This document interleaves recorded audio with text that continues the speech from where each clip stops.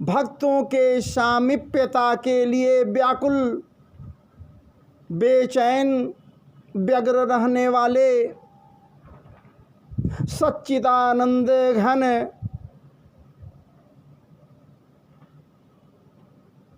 श्री प्रियाजू के प्रियतम कृष्णचंद्र महाराज गोपाल जी महाराज के अनुपम अलौकिक महती प्रसादामृत से हृदय पट्टल पर हृदय के अंतरतम गहराइयों से एकाएक अनुरागामृत रस का पान करने को इच्छा हुई। उनके प्रेमानुराग या फिर उनके लीला अनुराग या फिर उनके कृपा अनुरागामृत का पान करने के निमित्त आज पुनः एक बार आप अदृश्य अलौकिक श्रोताओं के मध्य अपने भावों को रखने का परमावसर प्राप्त हुआ है। एकाएक व्यग्रता सी छा गई कि मैं कुछ आपके समक्ष रखूं, वो भी साक्षात भुवन भास्कर भगवान आदित्य सूर्यदेव सूर्य नारायण के समक्ष, या फिर सृष्टि के नियंता अदृश्यात्मा अदृश्य अलौकिक शक्तियों से संपादित भगवत कृपामृत के चाहत में भगवत कथामृत कथारस का पान करने के निमित्त यहाँ समुपस्थित समस्त के समस्त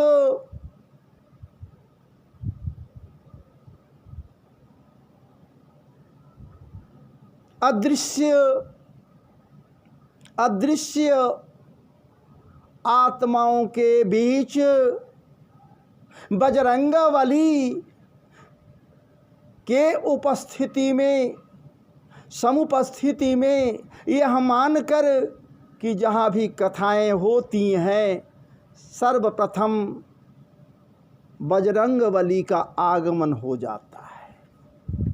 चूँकि कथारस का पान करने में प्रवीण, कथामृत का पान करने में प्रवीण बजरंगबली श्री हनुमंतलाल जी सर्वप्रथम समुपस्थित हो जाते हैं।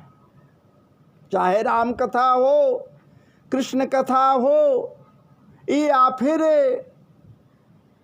अलौकिक से अलौकिक या फिर महाप्रभु की कोई भी कथा हो, लीला कथा हो, या फिर कथामृत की बरसात जहाँ कहीं भी हो, वहाँ सर्वप्रथम हनुमंतलाल जी पधार जाते हैं।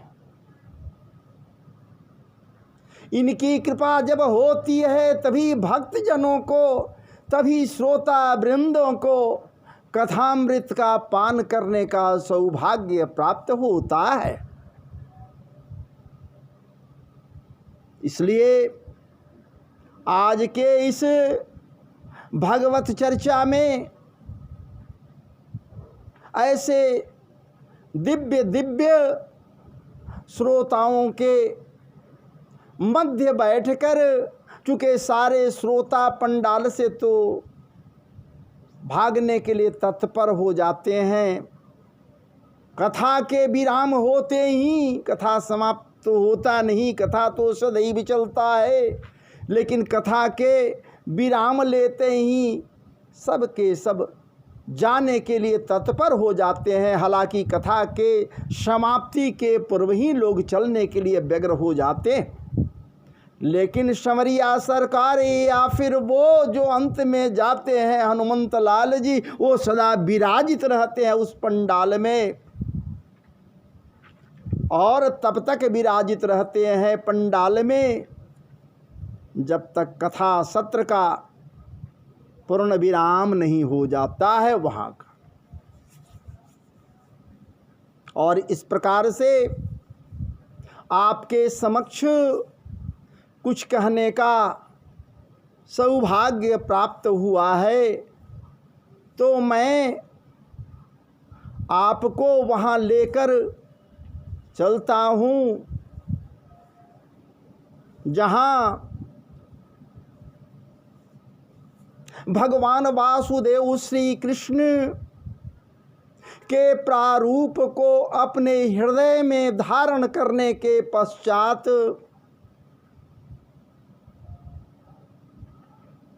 समस्त के समस्त गोपियाँ कृष्णमय हो गई हैं। समस्त के समस्त गोपियाँ व्यग्र हैं, बेचैन हैं, व्याकुल हैं, अंग प्रत्यंग कंपित हो रहा है।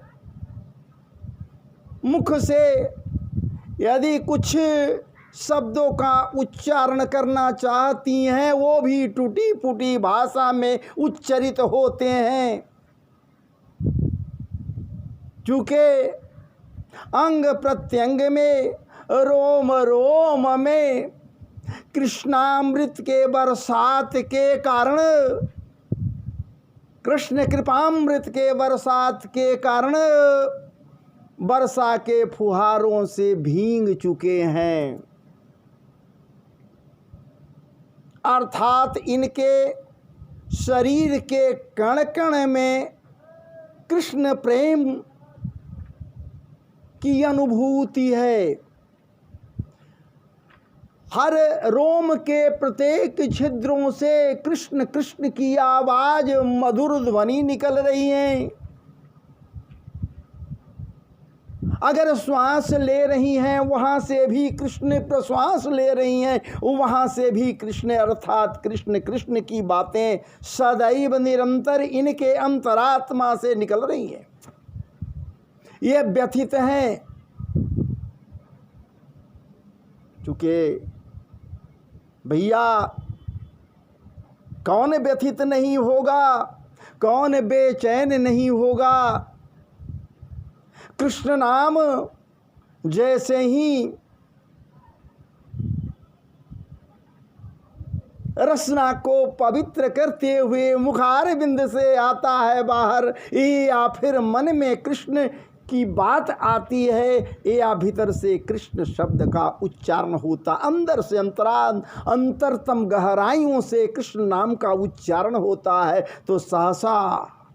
तो सहसा ध्यान में अधरों पर पधराए हुए वेणु को धारण किए हुए मधुर ध्वनि को या मधुर सुरों को बिखेरते हुए बांके बिहारी का चित्र ध्यान में चला आता है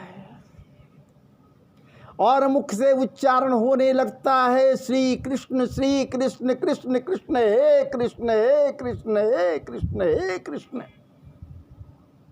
यदि हे कृष्ण का उच्चारण मुख से न हो तो समझना चाहिए कि ये सर्प का बीवर है। मुख नहीं, ये रसना नहीं, ये गुफा है, खोह है, वो भी अधम का खोह है। इसमें अधमता ही अधमता है। इसलिए परम पावन पवित्र गुफा के रूप में इसे परिणित करना है तो कृष्णामृत का पान करनी चाहिए। हालांकि मुख से पान करने का चीज नहीं है, लेकिन एक बात तो जरूर है कि इस मुख से कृष्ण नाम का उच्चारण तो हो सकता है।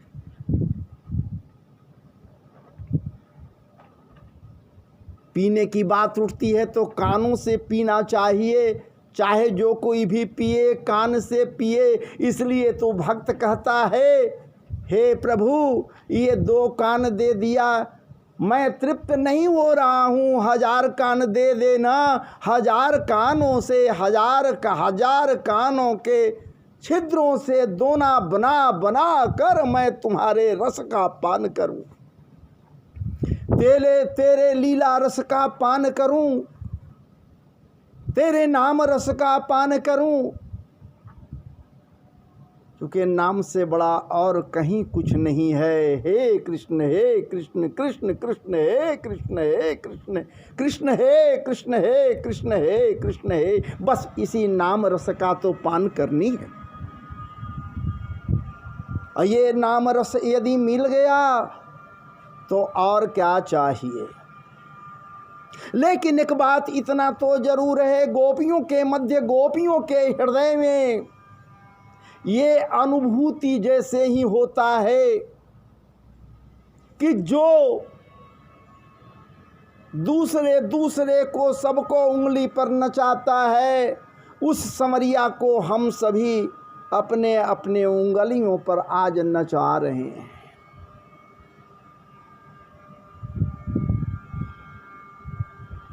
और ये भाव आते ही भगवान वासुदेव श्री कृष्ण, ये भगवान ये भाव आते ही मुरलीधर कन्हैया उन गोपियों के मध्य से अंतर्हित हो जाते हैं।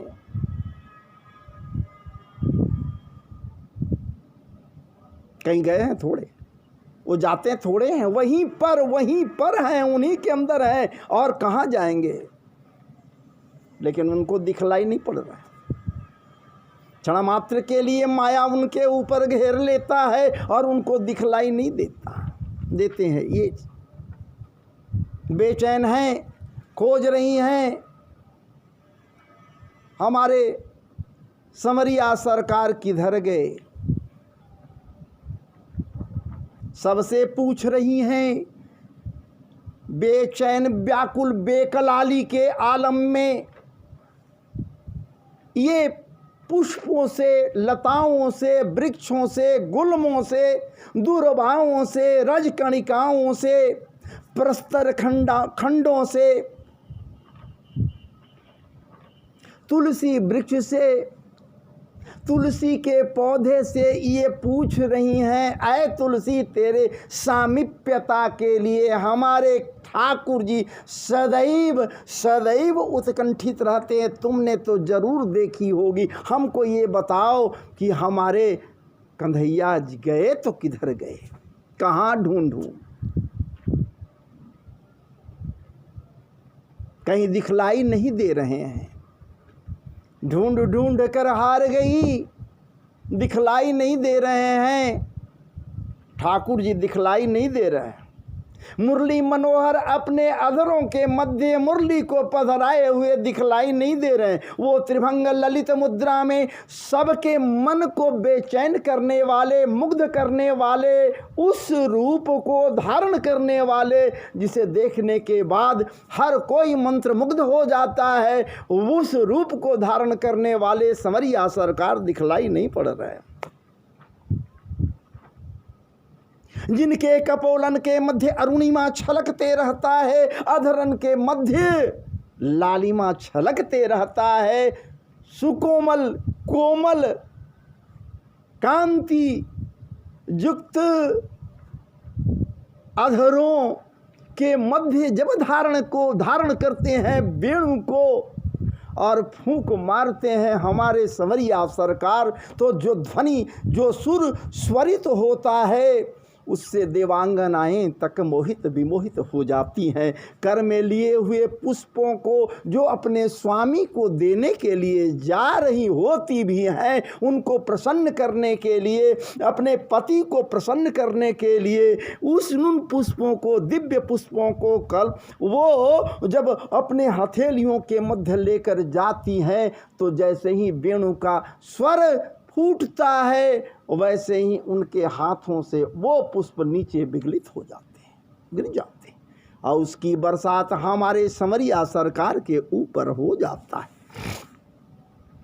इसलिए तो कृष्ण करणामृत में लीलासु कहते हैं, अस्ति स्वस्तरुणी कराग्र विगलत, अस्ति स्वस्तरुणी कराग्र विगलत, कल्प प्रसूनाप्लुतं, वस्तु प्रस्तुत वेणुनाद लहरी, निर्वाण निर्व्याकुलं, अस्तास्त्र निवाधने विबिलसत, गोपी सहस्रावृतं, हस्तन्यस्तनतापवर्गमखिलो दारं किशोराकृति। वो आकृति, वो किशोर आकृति, सबको मंत्रमुग्ध कर देने वाली आकृति, वो नित्य निवास करने वाली आकृति, जो सदैव ब्रज में, वृंदावन के निकुंजों में सदैव निवास करने वाली आकृति, वो वेणु को अपने अधरन पर पधराए हुए सर्वत्र नृत्यादि कर्म में लिप्त रहने वाला आकृति, वो वेणु बिहारी, बांके बिहारी संवरिया सरकार कहीं जाता थोड़े है, वो तो नित्य निवास करता है। फिर भी दिखलाई नहीं दे रहा है, गोपियों को दिखलाई नहीं दे रहा है। भला दिखलाई दे तो कैसे दे? वो किसको खोज रही है, किसको ढूंढ रही है? कौन है वो? कोई सामान्य थोड़े हैं जिनको वो ढूंढ रही है। ढूंढने वाली कौन है भाई? ये शरीरी तो है नहीं। ये गोपी अपने शरीर के सुध को छोड़ दिया है, त्याग दिया है। अब गोपी है नहीं जो शरीर के सुध को त्याग देती है, वो गोपी है नहीं। ये स्त्री का शरीर है ही नहीं, यहाँ तो गोपी है। गोपी जो इंद्रियों के द्वारा कृष्ण रस का पान करे, वो अब बन गई है, वही है गोपी। जो कृष्ण रस का पान करती है, वो अपने इंद्रियों के द्वारा पान करती है। गो अर्थात इंद्रिय।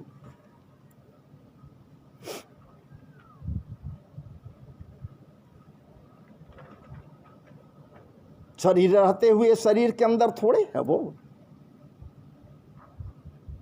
तब तो वैसी गोपियां जिनको उनके घर के लोग आने नहीं दे रहे हैं, वो शरीर वहीं छोड़ देती हैं और शरीर के अंदर से स्वयं बाहर निकलकर चली आती हैं यहाँ ठाकुर जी के पास। और उस हालत में जबकि अस्त व्यस्त हैं, कोई सही स्थिति में नहीं गोपी है,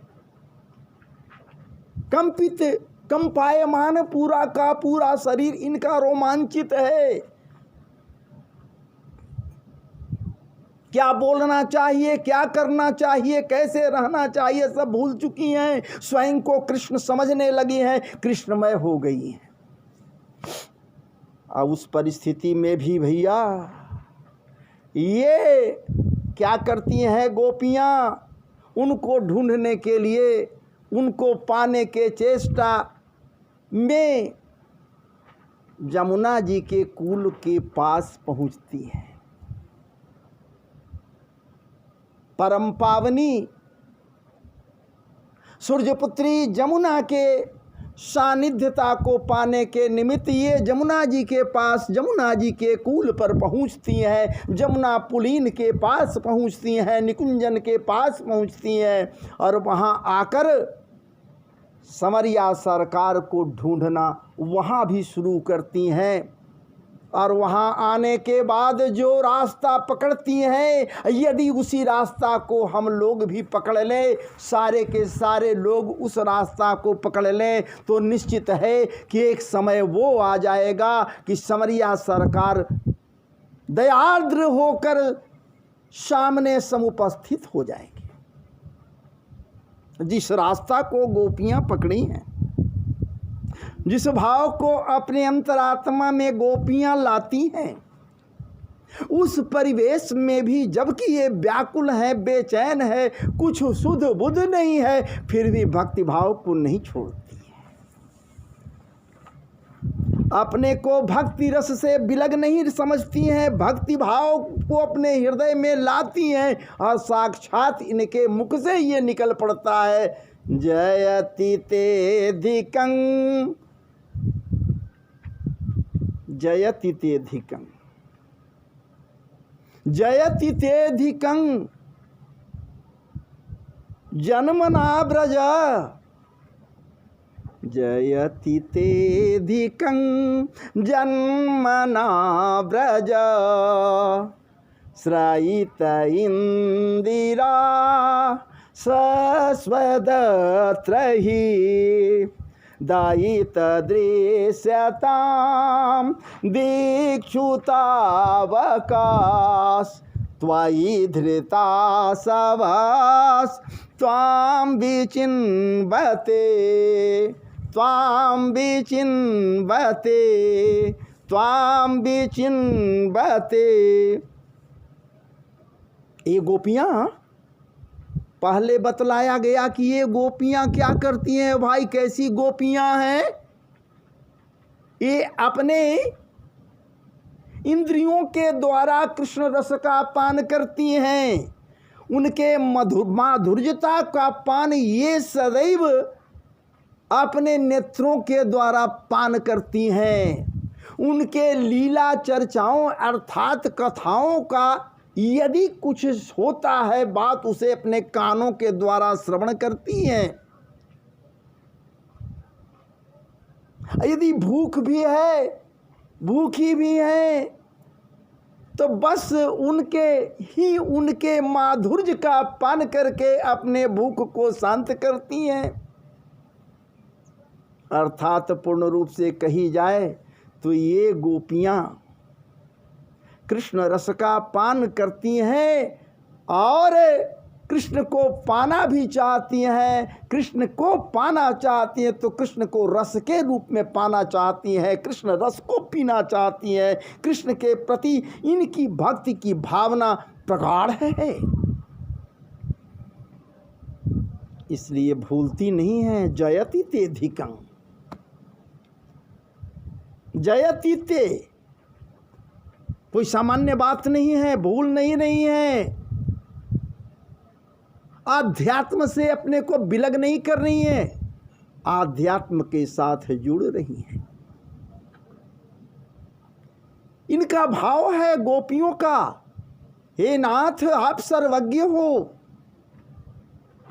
हे नियंता आप सर्वज्ञ हो, तुम अमना हो, अजन्मा हो, तो अरूपा हो, तुम्हारा कोई रूप नहीं है, कोई रंग नहीं है, कोई लिंग नहीं है, कोई भेद नहीं है, कोई जात नहीं है, कोई पात नहीं है, तुम्हारे पास तो तुम्हारा मन भी नहीं है।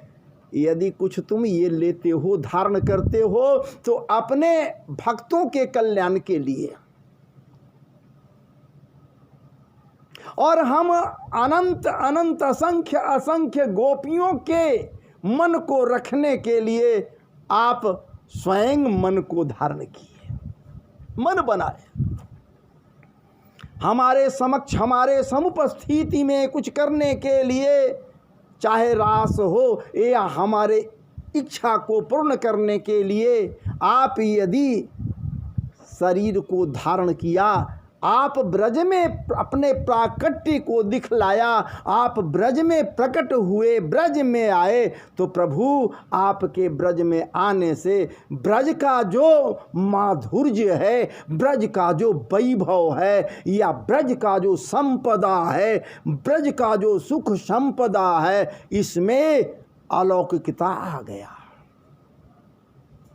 अलौकिक तो है ही ब्रज, ब्रज तो स्वयं अलौकिक है प्रभु, लेकिन आपके आते ही, आप जैसे ही यहाँ आए प्रभु ब्रज में, आपका अवतरण जैसे ही हुआ प्रभु, यहाँ अलौकिकता का समावेश हो गया प्रभु। मन चुके आप धारण किए, मन बनाए, यहाँ हमारे साथ रास करने के लिए तो मन ही न बनाए, यहाँ आने के लिए तो आप मन ही न बनाए। आप तो कहीं जाते नहीं हो प्रभु, आप देह धारण करके, शरीर धारण करके यदि यहाँ प्रकट हुए हो तो सिर्फ और सिर्फ हम लोगों के कल्याण के लिए। ये गोपियों का भाव है, और इसी भाव को यदि सब कोई लाए, हर किसी के अंदर यही भाव आ जाए, हे ठाकुर जी बस और कुछ नहीं, हमें तो तुम्हारी कृपा चाहिए। हे ठाकुर जी हमें बस तुम्हें पाना है, तुमसे कुछ पाना नहीं है, हमको तुम मत कुछ दे। हे ठाकुर जी बस बस आप एक नज़र देख लें, आपकी बातों को सुन लें, हे ठाकुर जी और मुझे कुछ नहीं चाहिए। ये गोपियाँ कहती हैं कि ब्रज में चाहे जो सुख संपदा पहले था, वो तो था या नहीं था वो एक अलग बात है, लेकिन ऐ ठाकुर जी आपके आने के पूर्व यहाँ आपको आना है ये जानकर वहाँ बैकुंठ को छोड़कर इंदिरा पहले ही यहाँ पहुँच गई। यहाँ लक्ष्मी आ गई, और लक्ष्मी देवी आकर यहाँ सुख संपदा वैभव आदि से पूरे के पूरे ब्रज को अर्थात नंद बाबा के गेह को भी रत्नमय बना दिए। कहीं कोई बचा नहीं, कुछ नहीं, सुख संपदाओं से ब्रज भर गया। आपके आविर्भाव से जयति तेधिकं जन्मना ब्रज, आपके जन्म लेने से ब्रज का जो माधुर्य है, ब्रज की जो महिमा है अलौकिक हो गया। इसके सामने स्वर्ग भी फीका हो गया। ये गोपियों का भाव है। खूब रस पी रही हैं ये गोपियाँ, खूब रस पीती हैं। रस पीने में बड़ी उतावली भी नहीं है, लेकिन बेचैन तो जरूर हैं। इसलिए कृष्ण रस का पान करने के लिए जमुना जी के पुलीन को के पास पहुंचती हैं, और वहीं से ये यदि कुछ कहती हैं, कुछ गाती हैं, कुछ बोलती हैं, तो वही तो गोपी गीत है। लेकिन फिर भी ठाकुर जी प्रकट नहीं होते हैं। गोपी गीत के समापन पर ही जब तक गोपियां दयार्द नहीं हो जाती है, अपने हृदय में आर्द्रता नहीं लाती है, अपने नेत्रों से अश्रु प्रवाहित नहीं करती हैं, रुरुदु अगर सुस्वरित होकर रोती नहीं है, तो ठाकुर जी प्रकट नहीं होते हैं। पीताम्बर हटा, ठाकुर जी सामने दिखलाई दिए, कहीं गए हैं थोड़े, लेकिन गोपियों के रुदन से, और वो भी कोई ऐसा वैसा रुदन नहीं जिनका अंतरात्मा रोने लगे ठाकुर जी को पाने की चाहत में, जिनकी भूख बढ़ जाए ठाकुर जी के पाने के चाहत में, जिनकी प्यास बढ़ जाए ठाकुर जी के लिए, या हृदय लालसा रूपी सिंधु में डूबने लगे, उतराने लगे, हृदय उनको पाने की लालसा में बेचैन हो जाए, तो निश्चित रूप से ठाकुर जी साक्षात मनमथनाथ हैं, प्रकट हो जाते हैं। वीडियो ज़्यादा अभी लंबा हो जाएगा, इसलिए भगवत चर्चा के इस कड़ी में को मैं यहीं विराम दे रहा हूँ, और पुनः मैं अगले एपिसोड में आपके समक्ष उपस्थित होकर भगवत चर्चा के भाव को रखूँगा, गोपी गीत के भाव को आगे रखूँगा। तब तक के लिए मुझे आपसे प्रार्थना है, ऐ समस्त के समस्त श्रोता वृंद, हे दिव्य श्रोता वृंद, आपसे मेरी प्रार्थना है, यदि कहीं किसी प्रकार का कोई भी अशुद्धि हो तो कथा में अशुद्धियों को नहीं देखा जाता, इसलिए मेरे अशुद्धियों पर ध्यान न देकर हे